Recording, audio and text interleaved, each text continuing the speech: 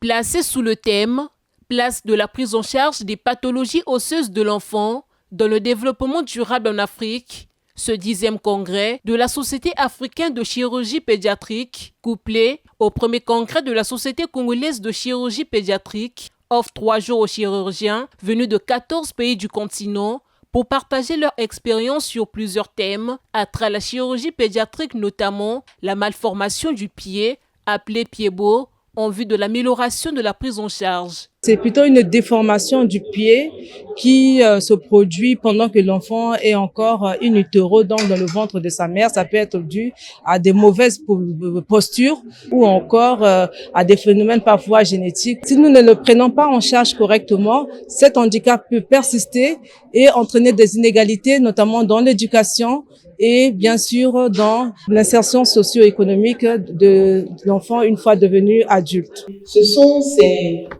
réunions qui permettent non seulement de renforcer les capacités, mais surtout de procéder à un partage de connaissances qui contribueront à l'amélioration de nos systèmes sanitaires.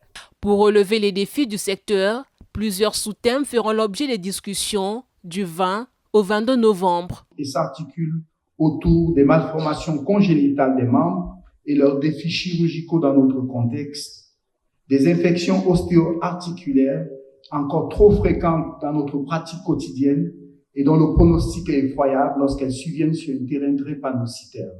Au programme du premier congrès de la Société congolaise de chirurgie pédiatrique, des conférences-débats, des communications en visioconférence et des tables rondes.